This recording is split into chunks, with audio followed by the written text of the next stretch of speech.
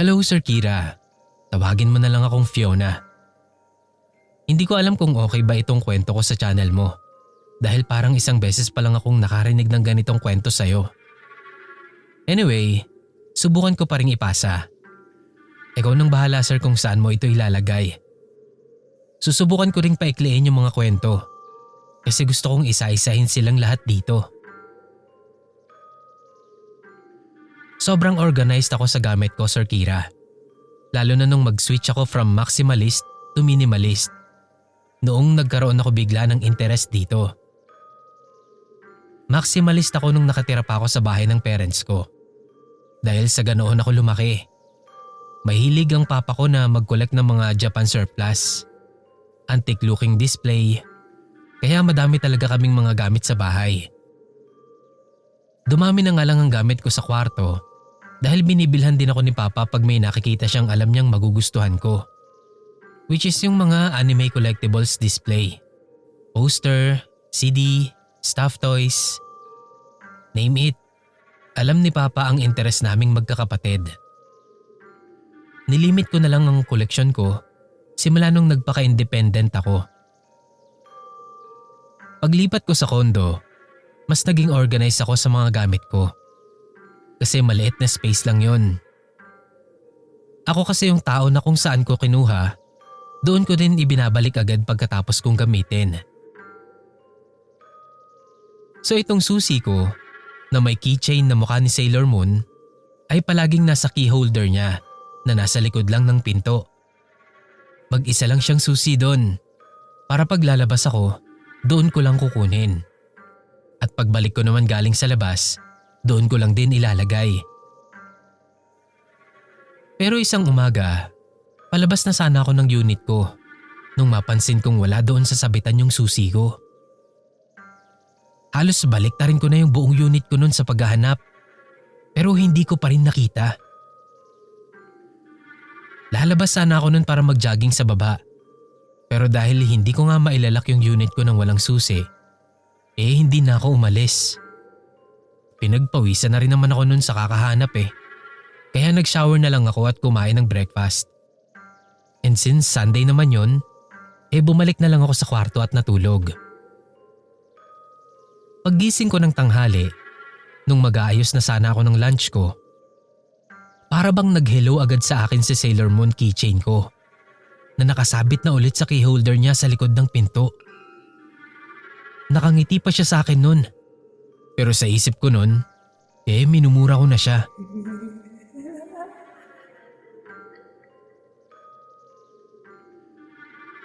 Etong pangalawang kwento, Sir Kira, nung binantayan ko sa ospital ang lola ko.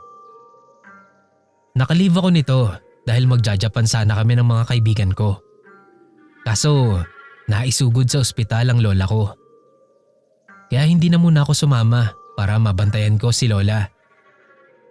Kinabukasan na ang labas niya noon sa ospital at tulog na si lola nung oras na to. Ako hindi ako makatulog kaya lumabas ako saglit ng kwarto para bumili ng kape sa 7-Eleven. Madadaanan ko dito yung emergency room ng ospital. Glass wall lang yun. Kaya nakita kong may lalaking pasyente doon na nakaupo sa kama na inaasikaso ng nurse. Hindi ko alam kung anong nangyari sa kanya. Pero nagkalat yung dugo niya doon. Kaya medyo nagkakagulo sila sa loob. Meron ding babaeng hindi mapakali sa waiting area na para bang maiiyak na. Nagmamadali na akong lumabas nun. Kasi baka may makita pa akong hindi ko kayanin. Lalo akong hindi makatulog. Dumiretso na ako ng 7-Eleven. Tapat lang naman yun ng ospital. Tatawid ka lang. Mabilis akong kumuha ng kape at nagbayad. Tapos ay bumalik na ako agad sa ospital para doon ko na inumin yung kape. Pagdaan ko ulit sa emergency room, nagtaka ako kasi wala nang nagkakagulo doon. Wala din yung pasyente. Maski yung babae sa waiting area na parang maiiyak na, wala na rin siya. Yung mga nurse, kanya-kanya na sila ng ginagawa. Sabi ko pa sa sarili ko, ang bilis naman nila. Medyo napahinto ko doon sa harap kasi nga takang-taka ko. Nagulat pa nga ako noon nung nag-vibrate yung cellphone ko. Nung makita ko na si mama yon, ay sinagot ko agad yung tawag. Tinatanong nila kung nasan ako. May dala daw silang dinner ko. Sinabi ko lang na nasa baba ako at bumili ng kape. Pero paakyat na din naman kako ako. Pagdating ko sa third floor, pumunta ako agad sa kwarto ni Lola. Pagbukas ko ng pinto, walang katao-tao ron. Naisip ko nagkamali ako kasi nalilito talaga ako sa mga room doon. Kaya pinuntahan ko yung kabilang kwarto. Sumilip muna. May ibang pasyente doon na hindi ko kilala. Kaya lumayo ako agad. So tinawagan ko na si mama. Tinanong ko kung saan nga yung room ni Lola. Pagkasabi niya ng room number, bigla niya akong tinawag mula sa unang pinto na binuksan ko kanina. Nakasilip lang siya doon. Kaya nagtataka akong lumapit doon at pumasok. Sobrang takang-taka ko. Kasi nga pinasok ko na yun. At walang katao-tao sa loob. Kaya akala ko nagkamali ako ng room. Kating-kati akong i-share to kay mama pagpasok ko pa lang ng kwarto. Pero hindi ko alam kung saan uumpisahan at kung paanong i-explain talaga. Hanggang ngayon nga Sir Kira, napapaisip pa rin ako sa nangyari na to.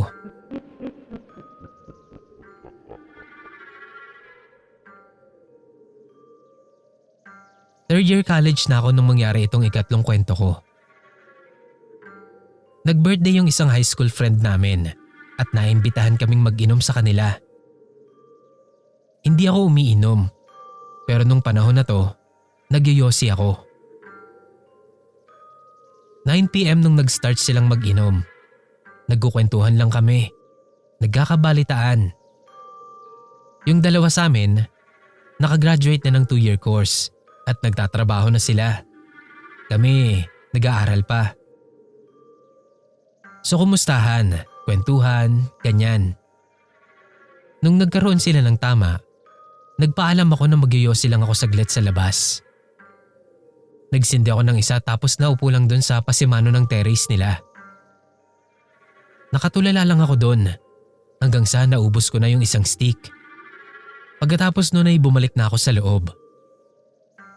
Pagpasok ko, napatingin silang lahat sa akin. Akala daw nila umuwi na ako dahil sobrang tagal ko daw sa labas. Natawa ako.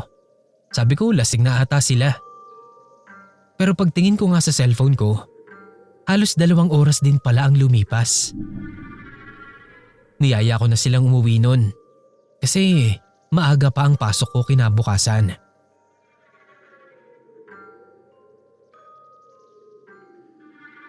Etong last ko Sir Kira, hindi ko alam kung kanino ko napakinggan to.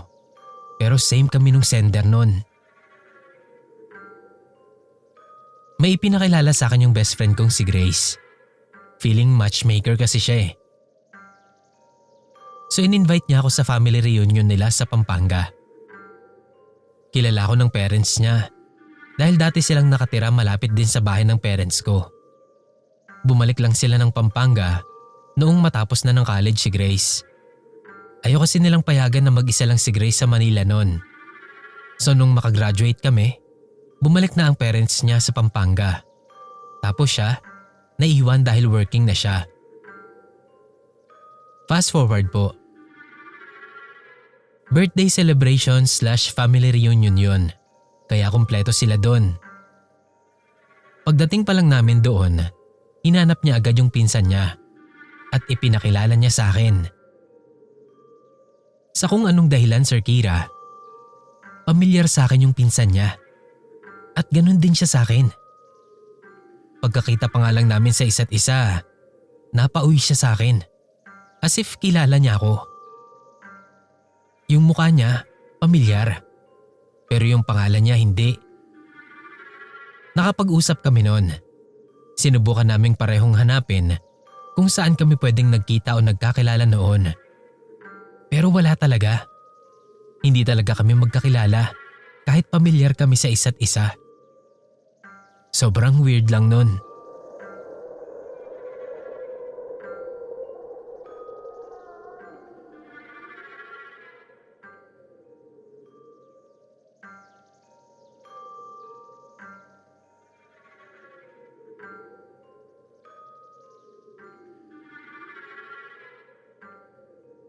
Itong kwento ko ay nangyari noong bata pa ako. Makakuya ko. Puro kasi kami lalaki at ako ang bunso sa aming magkakapatid. Ako nga pala si Aaron. Kami lang palaging tatlong magkakapatid ang naiiwan sa bahay. Malaki kasi ang agwat ng edad ko sa mga kuya ko. Kaya may tiwala na talaga ang parents namin sa kanilang dalawa para alagaan ako. Isang hapon yon. Busy akong naglalaro. Nasa gitna talaga ako ng kusina at sala. Meron lang dun cabinet na ginawang divider. So kita ko mula sa pwesto ko yung sala at kusina. Sobrang engrossed ko sa paglalaro. Hindi ko napansin na wala na pala akong kasama. Sobrang tahimik na kasi nun. Tapos malamig pa. Nung napansin kong wala sa paligid yung dalawa kong kuya, medyo nagpanik ako. Medyo lang naman. Nung edad ko na yon, tapang-tapangan na ako. Palagi kasi akong inaasar nila kuya kapag madali akong matakot o umiyak. So tinawag ko sila. Kuya? Walang sumagot. Tinignan ko sila sa sala. Wala. Lumingon ako sa kusina. Wala rin. Kaya naman tumayo na ako para hanapin sila. Inisa-isa ko yung dalawang kwarto namin. Binuksan ko ang pinto at pumasok. Pero wala sila dun. Sa CR wala din. Sumilip ako sa bintana. Wala din sila sa labas. Sa likod ng kusina, wala din. Maiyak-iyak na ako nun. Pero pinipigilan ko talaga. Kasi ayokong asarin ako nila kuya. Sinubukan kong buksan yung main door namin. Pero hindi ko magawa. Hindi naman nakalak yung pinto namin kasi naiikot ko naman yung doorknob nun. Pero hindi ko siya mabuksan. Para bang may pumipigil sa kabilang side. Medyo nainis ako nun. Kasi parang pinagtitiripan ako nila kuya. Tinawag ko sila ng paulit-ulit. Pero wala pa ring sumasagot. Paiyak na talaga ako nun. Hanggang sa makarinig ako ng tunog galing sa TV. Alam ko dahil pinapanood ko din yung cartoon na yon. Kaya dali-dali akong pumunta sa kwarto nila mama. Nandoon silang dalawa. Nakaupo sa higaan at nanunood na parang hindi nila ako iniwan. Tinanong ko sila kung saan sila nagpunta at kanina ko pa ako sila hinahanap. Tiningnan nila ako. At ang sabi nila, kanina pa raw silang nandoon sa loob ng kwarto at nanunood. Nagtaka ako nun. Pero nag-start na din kasi yung cartoon na pinapanood namin. Kaya nawala na sa isip ko na kinukumpronta ko nga pala sila.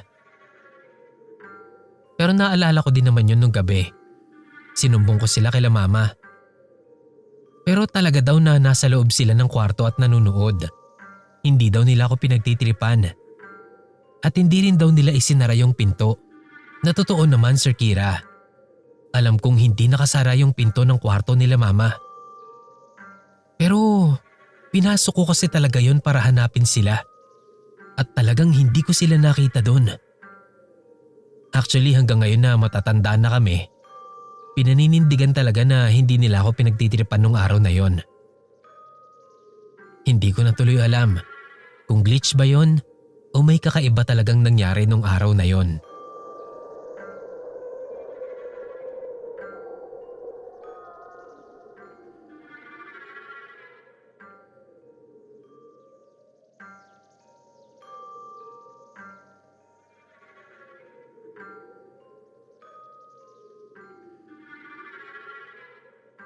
Hello po. Tawagin mo na lang akong Terry. Share ko lang itong kwento na nangyari nung minsang mag-overnight ako sa kondo ng long-time friend ko na si Lar. Ilang taon na din akong nakatira sa probinsya. Dito kami sa probinsya ng asawa ko. Minsan, umuuwi-uwi naman ako sa Manila dahil nandoon pa rin naman nakatira ang parents ko. Etong friend ko, solo living siya. Magkaibigan na kami since college pa lang. Hindi kami madalas magkita. Bilang na bilang sa daliri ang pagkikita namin sa loob ng isang taon. Nagkita kami this year. October yun kung di ako nagkakamali. Mag-isa lang siya sa kondo niya. Kaya palagi niya akong ini-invite na puntahan at dalawin siya doon. Palagi ko din namang sinasabi na kapag may time, pupunta ako. So nagkaroon nga ako ng time. In-schedule namin kung kailan. Dumating ako sa kondo niya around 7 p.m. Pagdating ko pa lang, chismis na agad ang bumungad sa akin. Nagchismisan kami habang nagtatrabaho siya. By 12 a.m., nag-out siya saglit para mag-break. Tapos niyaya niya akong bumili ng pagkain sa convenience store sa baba. Saglit lang kami doon, siguro 10 minutes lang. Tapos bumalik na ulit kami sa taas. Habang naghihintay ng elevator, medyo tinur niya din ako doon. Tinuro niya lang sa akin kung saan siya madalas tumambay. Yung hallway, lounge, tapos kung saan yung mga daan. Simple lang yung layout ng building. Hindi siya nakakaligaw. Kinabukasan, medyo late na kaming nagising. Nagluto siya, tapos kumain na kami ng lunch. Lumabas kami sa pool area. Just another little tour. Doon pinaplano na namin yung pagbalik ko sa susunod. Hapon na nang mag-message yung asawa ko na papunta na raw siya para sunduin ako. Kaya nagstay na lang kami sa loob ng unit niya. Unfortunately, na-traffic ang asawa ko. Inabot na ng working hours ni Lar, kaya hindi niya na ako maihahatid sa baba.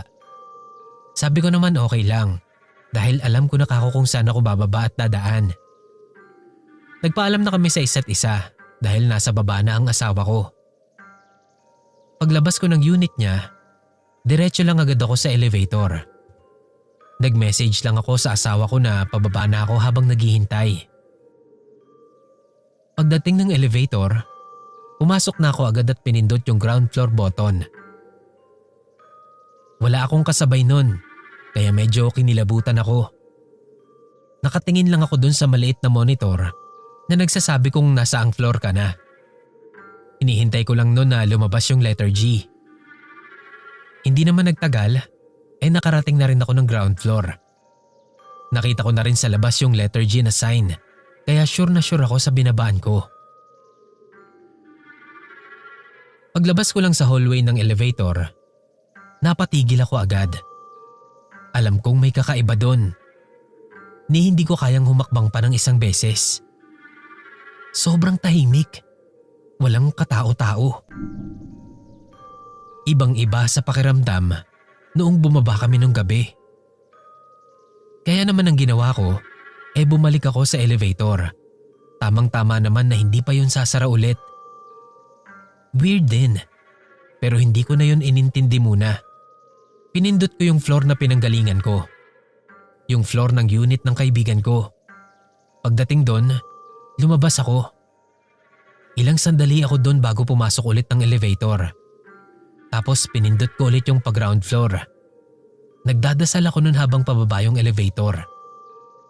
Wala pa din akong nakasabay. Hanggang sa makarating na ulit ako sa baba. Pagbukas nun, walang tao. Hindi muna ako bumaba. Nilabas ko yung ulo ko at sumilip mula doon. Nung makarinig ako ng kanta at na-feel ko na agad na parang gumaan na ang pakiramdam doon, marahan na akong lumabas. Tapos agad nang nagsara yung pinto ng elevator. Kaya naman naglakad na ako palabas sa lounge. At doon alam ko na nasa totoo at tamang ground floor na talaga ako. Nakalabas na ako sa wakas at nakita ko na yung kotse namin sa baba. Hindi ko pa nga nasasabi o nakakwento sa friend ko yung nangyari na yon. ayoko na lang alamin o i-confirm yung nangyari. Kung may something ba talaga o sadyang may isang floor doon, nakamukha lang ng nasa ground floor. Magmula nga din noon, medyo may takot na akong sumakay sa elevator ng mag-isa. Hinding-hindi na ako sasakay ng walang kasama o kahit isang kasabay man lang.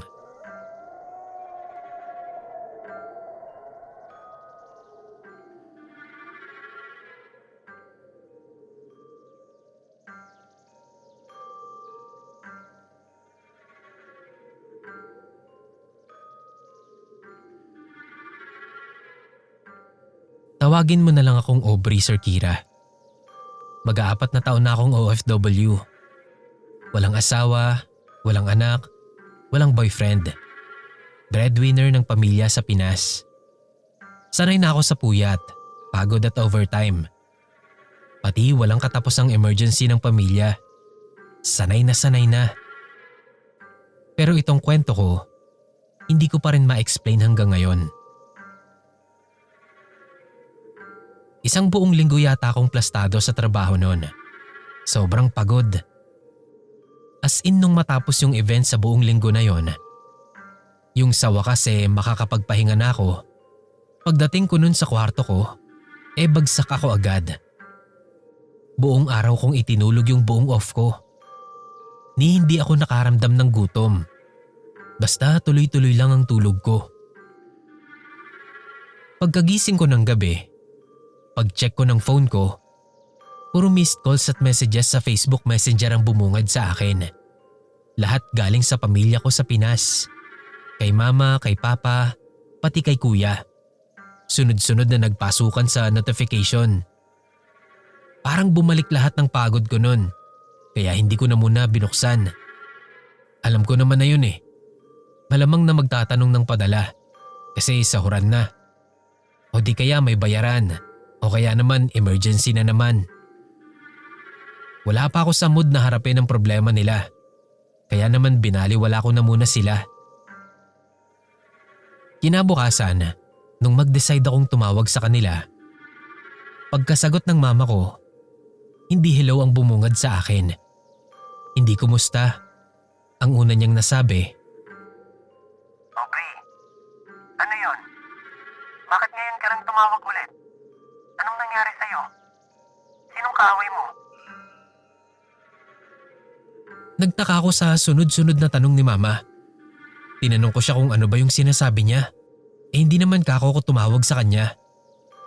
Sabi niya, tumawag daw ako sa kanya. 2 AM na daw nun sa Pinas. Pero baka daw napindot ko lang. Pero kasi galit na galit daw ako na parang may kaaway dun sa nadinig nila. Hindi lang daw kasi siya ang nakarinig nun. Maski si Papa ay narinig din yon dahil magkatabi lang naman silang natutulog.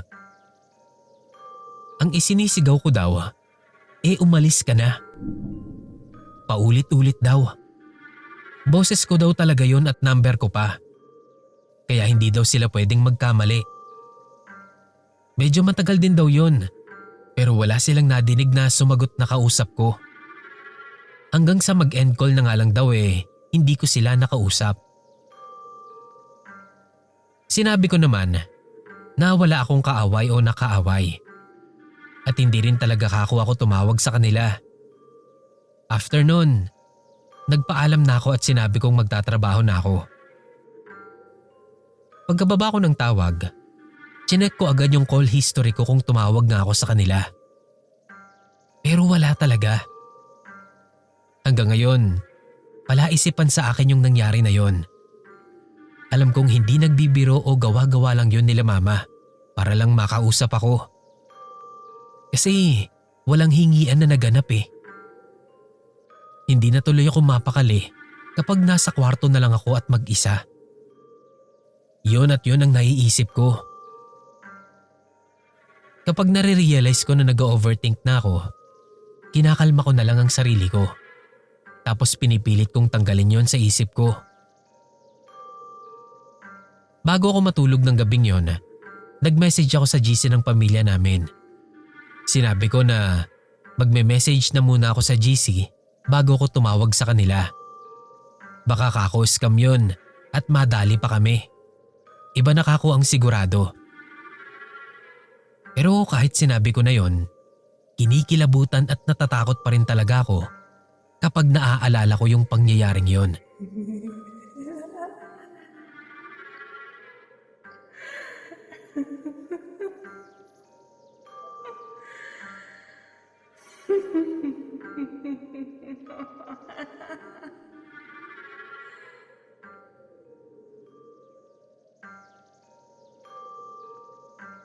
Hello Sir Kira.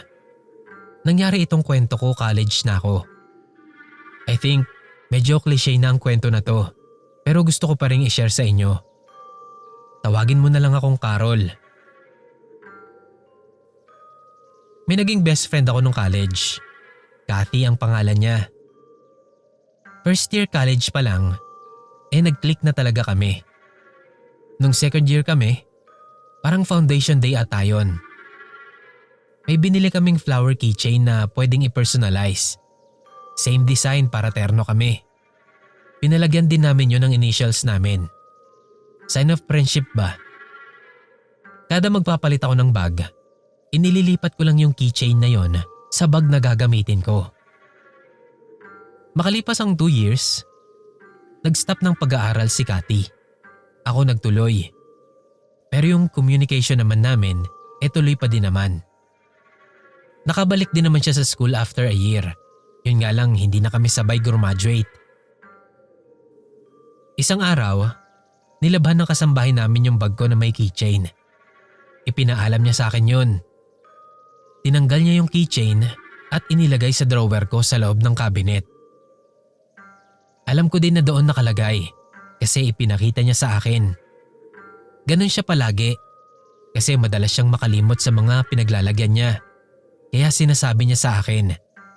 At least daw dalawa kaming may alam kung saan nakalagay. After a week pa bago ko napansin, hindi ko pala naibalik yung keychain sa bag ko. Pero pagtingin ko sa drawer sa loob ng cabinet, wala yung keychain doon. Tinanong ko yun kay ate, kasi baka nagkamali lang ako. Pero sabi niya, doon daw mismo niya inilagay sa loob ng drawer.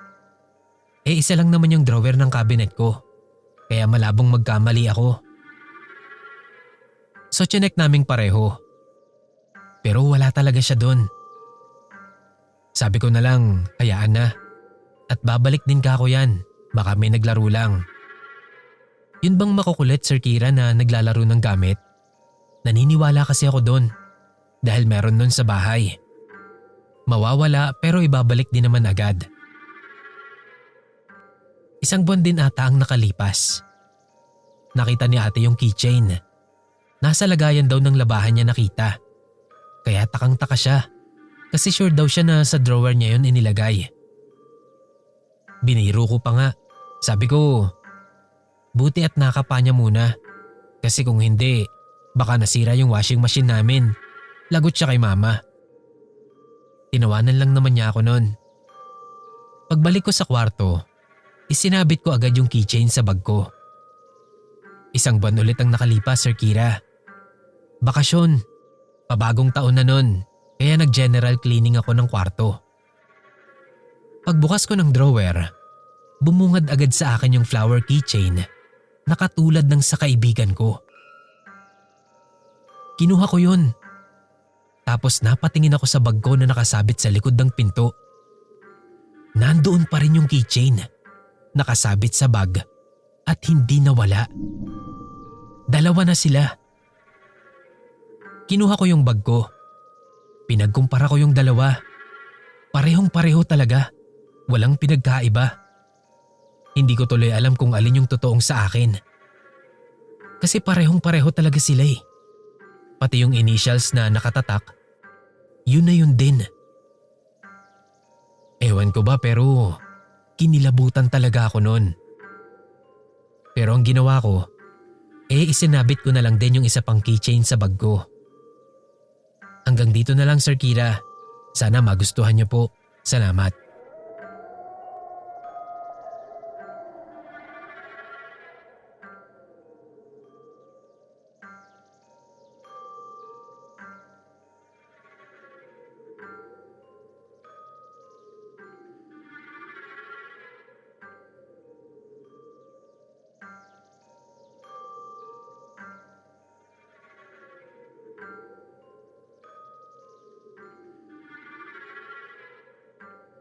Tawagin mo na lang akong Mandy. Nagtatrabaho po ako sa Taskas. Work from home lang. Bihirang-bihira akong magkaroon ng calls. Kaya nakakainis isipin na nangyari pa ito sa akin. Kakaalis ko lang noon sa bahay ng parents ko. Kaya mag-isa lang ako sa apartment ko. Past 11 PM na noon. May kausap akong kliyente. Nagpapa-update ng account niya at may pinapa-restore din na data na hindi sinasadyang mabura. Habang nag-a-update ako ng account, tahimik lang kaming pareho. Nag-uulan din kasi noon, kaya ang hina ng internet ko. Tuloy, ang tagal mag-load ng system. Makalipas ang ilang minuto, nag-okay na. In-update ko na siya tungkol sa account niya. Napabuntong hininga siya. Kinabahan daw siya kasi mayayari daw siya sa boss niya kung hindi maibabalik yung na-delete niya. Kinabahan pa daw siya lalo dun sa sinasabi ng kasama ko. Kaya akala niya hindi na mababalik. Nagtaka naman ako sa sinabi niya. Tapos sabi niya pa, nadidinig daw niya yung pinag-uusapan namin ng kasama ko. Akala ko daw yata na-hold ko yung call kahit hindi naman. Pero sinadya ko din talaga na hindi i-hold yung tawag. Nagulat ako doon at natahimik saglit bago ko sinabi sa kanya na mag-isa lang ako dahil nga nasa bahay lang ako nagtatrabaho. Natahimik siya. Tapos natawa ng konti. Medyo awkward. Sabi ko na lang na baka system glitch lang. Tinanong ko siya kung may iba pa ba siyang concern sa account niya. Nung sinagot niya kung wala na, nagpaalam na ako bago i-end yung call. Nung una, hindi ko lang pinapansin. Sinubukan kong kalimutan talaga. Pero hindi ko magawang kalimutan. Nagkakaroon naman talaga ng system glitch. O kaya audio bugs dati pa. Pero never pa namang nangyari sa akin. Paulit-ulit kong sinabi sa sarili ko na bug lang yon. Pero bago matapos ang shift ko, tumawag ako sa supervisor ko at sinabi sa kanya yung nangyari. Sabi niya i-check daw niya. Binalikan niya ako after an hour. Tinanong niya ako kung gusto ko daw bang marinig yung recorded call namin ng client. Nag-isip muna ako, pero nag-decide din ako na ayokong madinig at ayoko na ring malaman. Tapos sa kanya sinabi sa akin na binibiro lang daw niya ako. Wala naman daw nadinig na kahit ano sa call na yon. Kaya nakahinga din ako ng maluwag. Ilang weeks ang nakaraan. Nagkakakwentuhan sa GC ng agents ng mga creepy and unexplained calls. May isang agent doon ang nagkwento ng tungkol sa call ko. Hindi niya alam na sa akin yung call na yon. Nakilala ko lang dahil sa details na mga sinabi. Tuloy na-confirm ko pa na totoo ngang may nadidinig yung client ko sa background ko. Kahit wala naman akong kasama noong oras ng call na yon.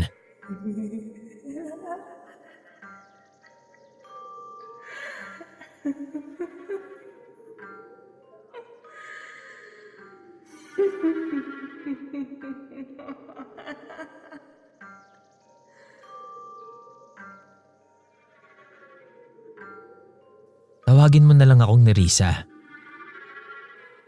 Hanggang ngayon, Sir Kira, hindi ko pa rin alam kung anong nangyari sa loob ng museum na yon. Hindi ako agad nagkwento tungkol dito.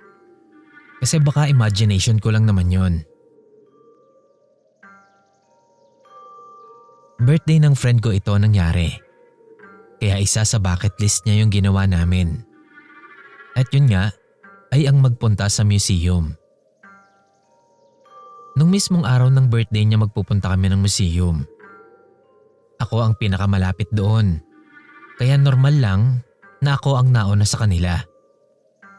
Pero dahil ang init na rin sa labas, nag-decide ako na mauna na sa loob at doon ko na lang sila hihintayin.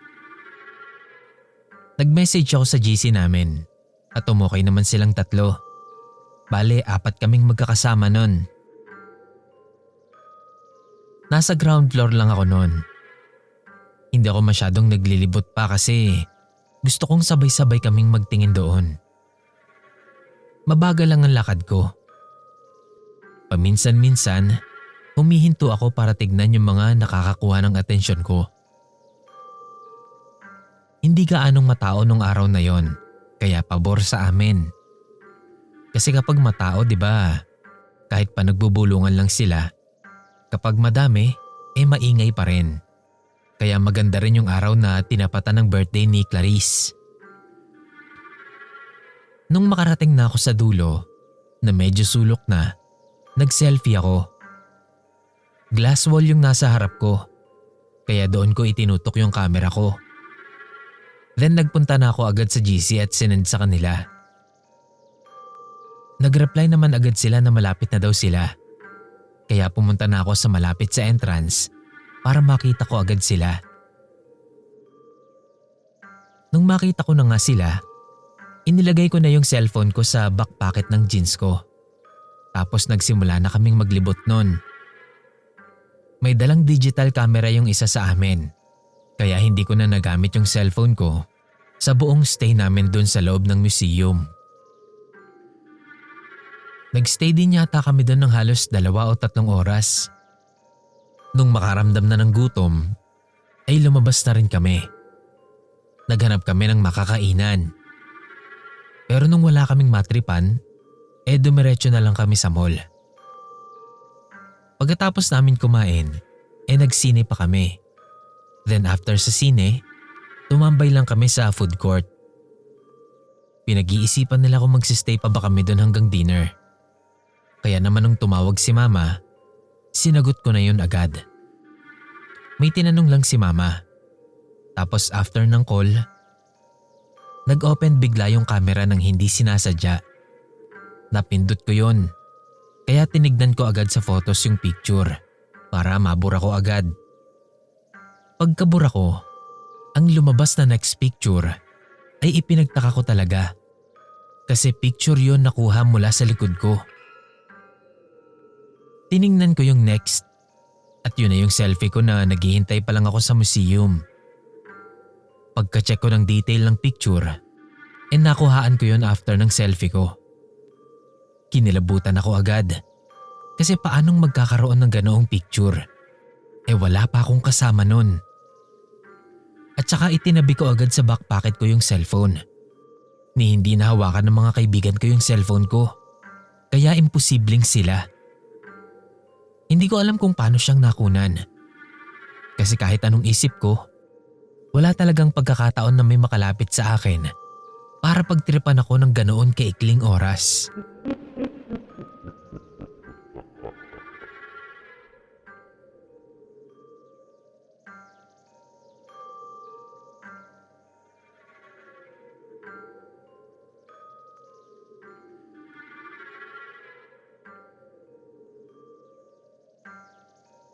Hi Sir Kira, Jobel po, listener from Isabela. May gusto lang akong i-share na sobrang weird na panaginip ko kagabi. Baka lang po may makapagpaliwanag o may nakakaalam kung anong ibig sabihin ng panaginip ko na yon. So ganito po ang nangyari. Hapon po yon, pauwi ako galing sa trabaho. Sobrang init nun. Kahit palubog na ang araw. Tapos traffic pa. Nakasakay na ako sa jeep noon. Nakatanaw sa labas ng bintana. Habang nakatingin ako sa labas, napansin kong may batang nakatayo sa gilid ng kalsada. May hawak siyang pulang lobo. Wala namang kakaiba. Hanggang sa nung makaliko kami sa isang kanto, nakita kong naroon ulit yung kaparehong bata. May hawak pa rin itong lobo at ganoon pa rin yung ekspresyon ng mukha niya. Akala ko nga nagkataon lang, pero nung umusad pa kami ng ilang metro, naroon na naman yung bata. 3 beses ko na siyang nakita nun. Parehong eksena na parabang nakaloop at paikot-ikot lang kami sa iisang lugar. Kinilabutan ako nun, pero pinilit kong wag magpahalata. Nang makarating ako sa bahay, Agad na akong nag-shower para kalimutan ang nangyari. Pero habang nagbubuhos ako ng tubig, napansin kong bumukas ang ilaw sa kusina. Wala namang tao doon. Lumabas ako at nakita ko ang sarili ko. Nakatalikod, nakatayo sa harap ng ref. Napako ako sa kinatatayuan ko. Hindi ko alam kung anino lang ba yun o hallucination ko lang. Pero nang humarap ito sa akin, nakita kong mukhang mukha ko talaga. Ako mismo yun. At ang mas nakakatakot pa ay nang ngumisi siya sa akin. Napatakbo ko nun palabas ng bahay. Pero paglabas ko sa kalsada, parang bumalik na naman ang oras. Nasa jeep na ulit ako. Nakaupo sa tabi ng bintana. At naroroon na naman yung batang may pulang lobo na ilang beses naming nadaanan. Hindi ko alam kung ilang beses na naulit yung eksenang yon, na para ba akong nakakulong sa isang loop. Nung huling pagtakbo ko sa labas ng bahay, paglingon ko sa kanan, may paparating na jeep. Tutumbukin niya ako. Nung malapit niya na akong masagasaan, doon na ako nagising. Sobrang hapong-hapo ako nung pagising ko. Pinagpapawisan din ako ng malamig. Panaginip lang pala. Bumangon agad ako noon para uminom ng tubig. Nakwento ko to sa mama ko. Pero ang sabi niya, baka daw stress lang ako sa trabaho. Baka daw kailangan ko munang magbakasyon para ma-break yung cycle ng araw-araw kong buhay. Ewan ko. Baka nga. Kaya nga itong dadating na Christmas break, sisiguraduhin kong masusulit ko. Yun lang po. Salamat kung sakaling mababasa man ito.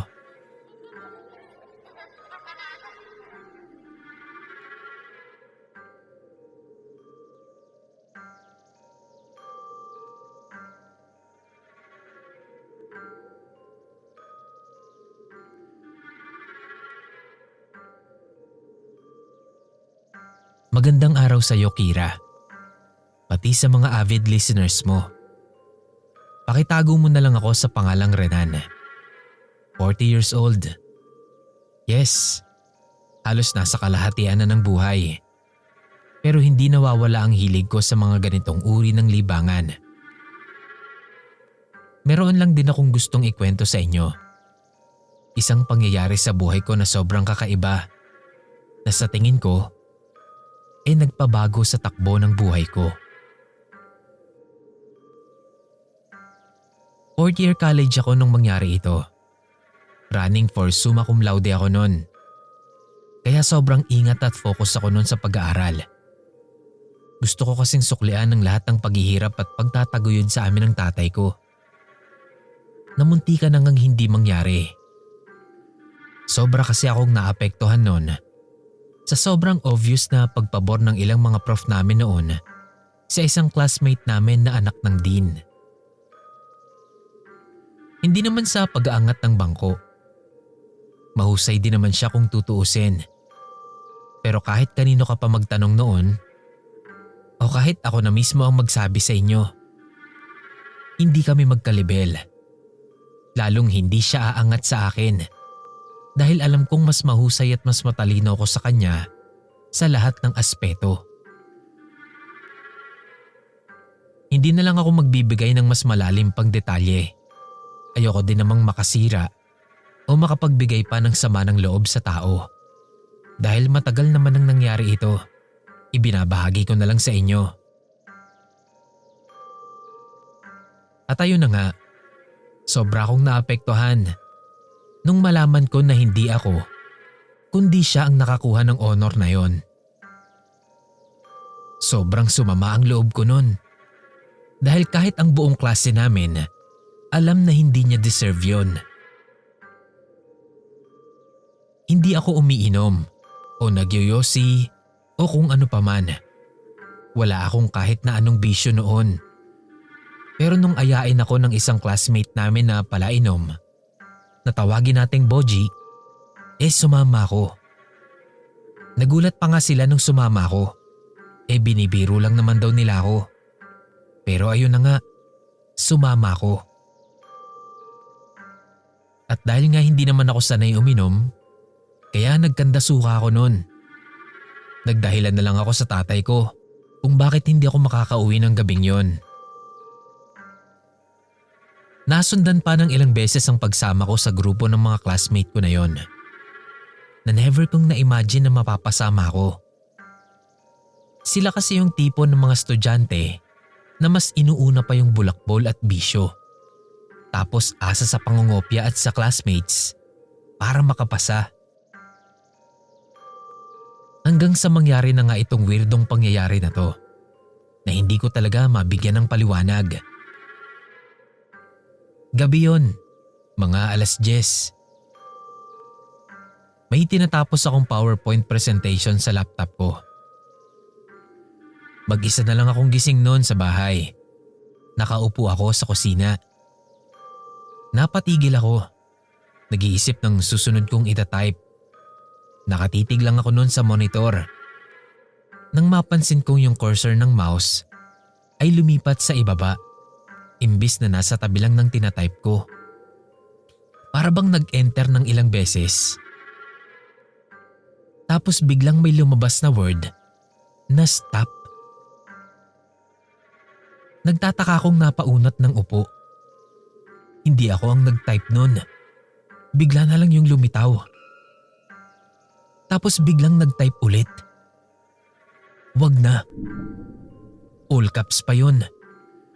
Napatayo na ako nun sabay patay ng laptop ko. Deadbat na kasi yun. Kaya lagi na lang nakasaksak sa charger. Kaya hinugot ko yun sa gulat ko. Natigilan ako saglit. Naisip ko agad, nahack yata ako. Sinubukan kong buksan ulit yung laptop. Naghintay ako kung may mangyayari. Inopen ko pa ulit yung PowerPoint. Pero ilang minuto na rin akong naghihintay ay wala na talagang nangyari. Kako baka naglolo ko lang. O baka naman antok na ako. Kaya sabi ko sa school ko na lang tatapusin. Tapos natulog na ako noon. Kinabukasan, inaya ulit ako nila Boji. Birthday niya raw at may session sila after class. Naka-oo naman ako noon. Nung time kasi na yon, medyo nasisiyahan na rin ako sa pagsama sa kanila. Nung lunch break na, after kong kumain, pumunta ako sa library para tapusin na yung presentation ko. Bago pa ako makapasok sa library, nakita ko pa sila Boji sa hallway. Niremind niya ako sa birthday celebration niya. Umuo lang ako noon. Habang ginagawa ko na yung presentation ko, bigla na namang may lumitaw na words sa ginagawa ko. Wag na. All caps ulit yun. Kinabahan ako kasi una ko talagang naisip nun ay nahack talaga yung laptop ko.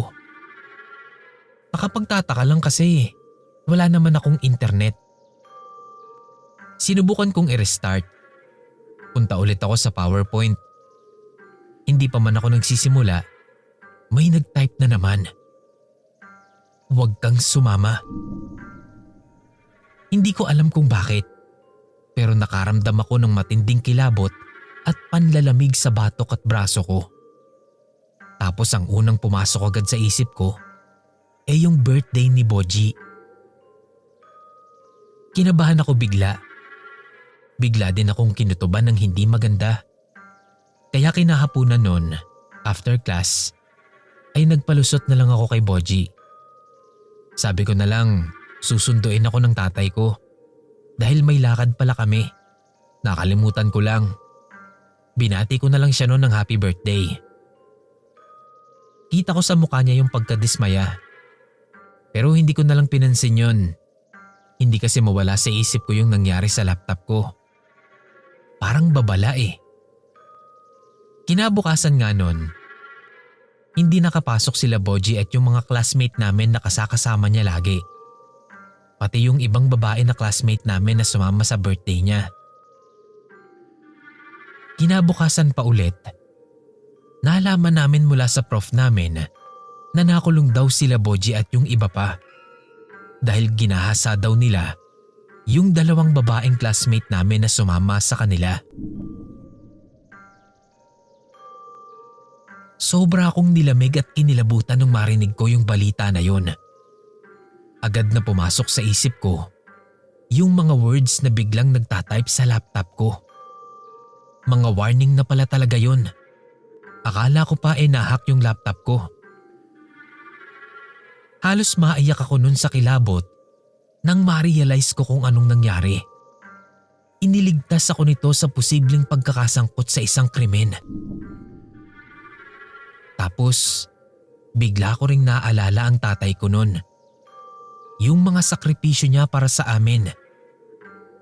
Parang bigla akong natauhan sa mga pinaggagawa ko. Muntik ko nang sayangin ang lahat para lang sa wala. Hindi ko alam kung sino o kung anong klaseng puwersa ng mundo o universe ang gumawa nun para maligtas o maiwas ako sa landas na muntik nang maglubog sa akin. Pero sobra-sobra ang pasasalamat ko dun. Pasensya na kung hindi ito kagaya ng ibang mga kwento na sobrang nakakatakot.